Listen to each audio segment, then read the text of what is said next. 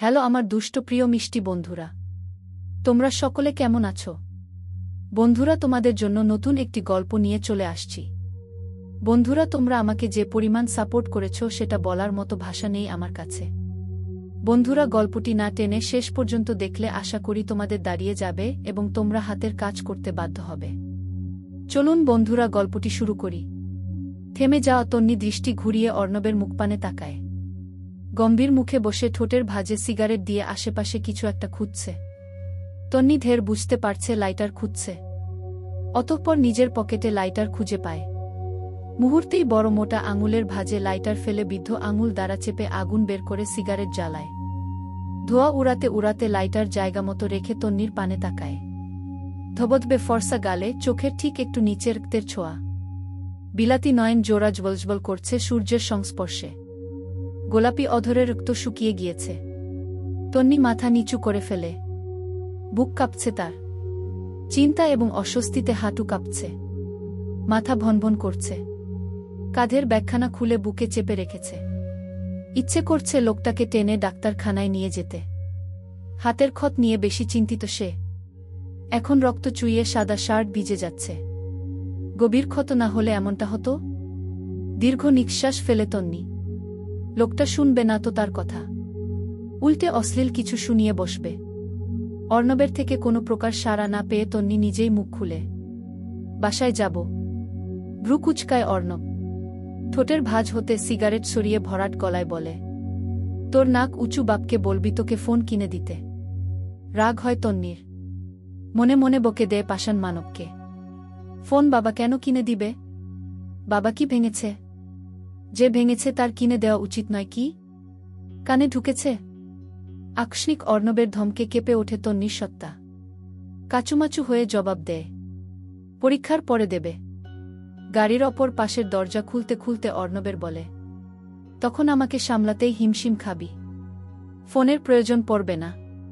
তন্নি চুপ করে যায়। পাল্টা জবাব দেওয়ার মতো কথা খুঁজে পায় না। গাড়িতে বসো। তন্নি আবারও চমকায়।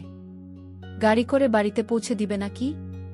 বাই এনি চান্স বাবা দেখে ফেললে একদম মেরে ফেলবে। চট করে তন্নি বলে ওঠে, না না, আমার এখনো ক্লাস শেষ হয়নি। কোলে করে আনব তোকে। সুরসুর করে গাড়িতে বসে পড়ে তন্নি। অর্ণব সিগারেটে শেষ টান দিয়ে সেটা ফেলে গাড়ি চালানো শুরু করে। তন্নি দাঁত দিয়ে নখ কাটছে আর এদিক সেদিন তাকাচ্ছে।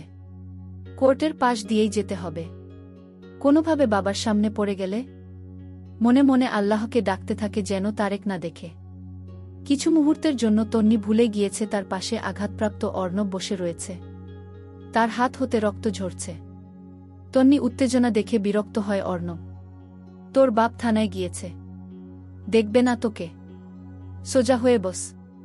শান্ত হয় তন্নি। ইতোমধ্যে কপালে বিন্দু বিন্দু ঘাম জমে গেছে। অস্বাভাবিকভাবে কাঁপতে থাকা বুকটা স্বস্তি পায়।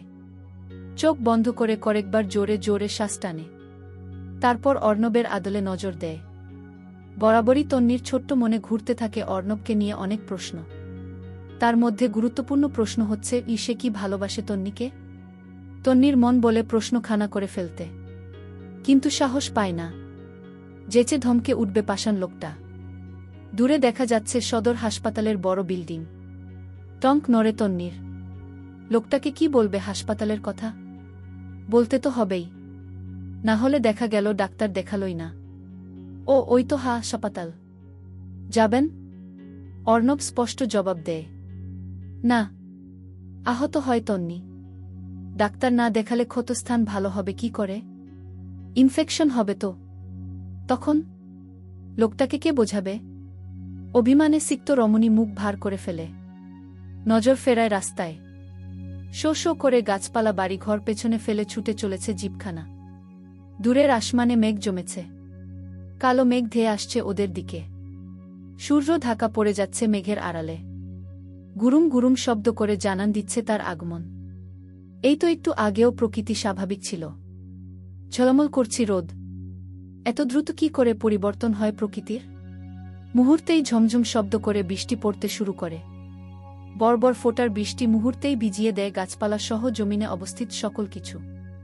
বরাবরই বৃষ্টি পছন্দ তন্নির। চিকচিক করে ওঠে তার নয়ন জোড়া। অধর প্রসারিত হয়। চঞ্চল হরিণীর ন্যায় বৃষ্টি উপভোগ করতে প্রস্তুত সে। হাত মেলে কয়েক ফোঁটা বৃষ্টির পানি গায়ে মেখে অনুভব করতে চাচ্ছে। কিন্তু গাড়ির কাজ কি করে নামাতে হয় জানা নেই তার। হঠাৎ করে গাড়ি থেমে যায়। তন্নি পাশ ফিরে তাকায়। অর্ণব তারই দিকে তাকিয়ে আছে অন্যরকম দৃষ্টিতে। অর্ণবের নয়নে নয়ন মেলানোর সাহস কখনোই ছিল না তার। আজকেও পারল না। অস্ত্রের ন্যায় ধারালো নয়নের গম্ভীর দৃষ্টি তন্নির বুকে কাঁপন ধরায়। সেই কাঁপন আরও একটু বাড়িয়ে দিতে পাষাণ পুরুষ তার শক্তপোক্ত পুরুষালী হাত দ্বারা তন্নির কোমল নরম হাতে আঁকড়ে ধরে। আঙুলের ভাঁজে আঙুল ঢুকিয়ে গম্ভীর গলায় বলে, তুই তো আমার মেডিসিন। একটু ঠোঁট ছুঁইয়ে দে, এমনিতেই সেরে যাবে। লজ্জায় নুয়ে পড়ে তন্নি। অস্বস্তিতে বুক কাঁপছে। ঠিক তখনই খুব জোরে বাজ পড়ে কোথায়। ভয় পেয়ে চিৎকার করে ওঠে তন্নি। অর্ণব দুই হাতে শক্ত করে জড়িয়ে ধরে তন্নিকে। থরথর করে কাঁপছে মেয়েটা। বেশ ভয় পেয়ে বুঝতে পারে। পিঠে হাত বুলিয়ে আশ্বাস দিয়ে বলে, hey, I am here to protect you. ভয় পায় না জান। ভয় কমে তন্নির।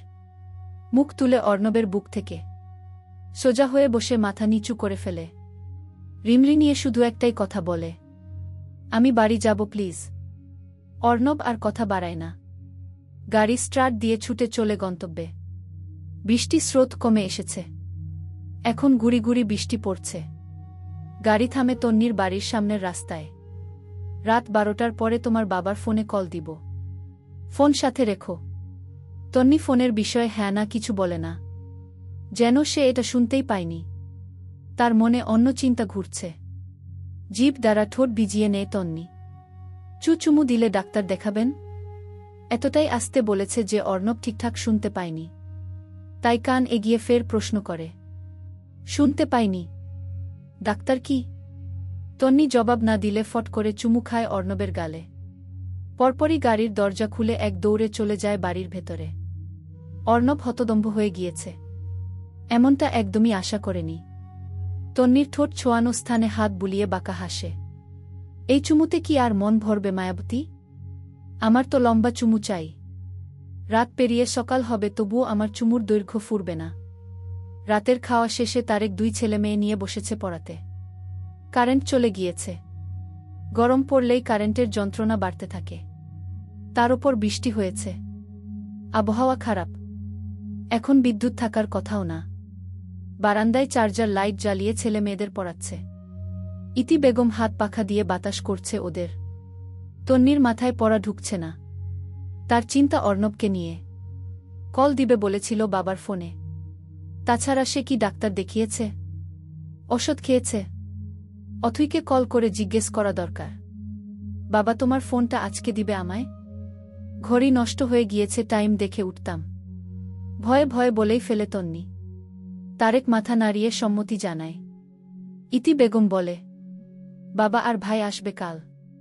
ভাইকে বলেছি তন্নির ফোন হারিয়ে গিয়েছে। সে আবার কিনে দিতে চাচ্ছে। তারেক চোখ পাকিয়ে তাকায় বুয়ের দিকে। ইতি শুকনো ঢোক গিলে আবারও বলে, তুমি তো বাড়িতে থাকো না। আমারও ফোন নেই, কারো সাথে যোগাযোগ করার উপায় থাকে না। তাই বলেছিলাম। তামিম বলে ওঠে, তুমি তো আর কিনে দিবে না। কিপটা কিনা? মামু দিচ্ছে তাতেও নাক উঁচু করছো কেন? বস বলেছে কিপটামি করা এবং নাক উঁচু করা পরক্রিয়ার লক্ষণ। তুমি কি দ্বিতীয় বিয়ের চিন্তা ভাবনা করছো নাকি? মুহূর্তেই পরিবেশ স্তব্ধ হয়ে ওঠে। তন্নির হেঁচকি উঠে যায়। তারেক দাঁতে দাঁত চেপে তামিমের পানে তাকায়। ইতি বেগম ঠোঁট চেপে হাসে। অর্ণব দারুণ কথা শিখিয়েছে ছেলেকে। বাবাকে রাখতে দেখে তামিম আবারও বলে, রেগে দাঁত কটমট করিও না বাবা। অর্ণব বস বলেছে তোমার দাঁত দুর্বল হয়ে পড়েছে কটমট করতে করতে। এবার দাঁত ভেঙে গেলে অন্যি তো তোমাকে দাঁত ছাড়া নানা ডাকবে। তাছাড়া বসের বিয়েতে গরুর গোস্ত খাবে কি করে? কোর্টের সকলেও বলবে দাঁত ছাড়া নাক উঁচু উকিল। আর আমার গার্লফ্রেন্ড? দাঁত ছাড়া শ্বশুরের ছেলের সাথে প্রেম করবে না তো? এই বয়সে অনাথ হব? ইতি বেগম আঁচল মুখে দিয়ে হাসতে থাকে। তন্নির হাসিও পাচ্ছে আবার দুঃখ হচ্ছে। তারেক আশেপাশে কিছু একটা খুঁজে। অতঃপর পেয়েও যায়।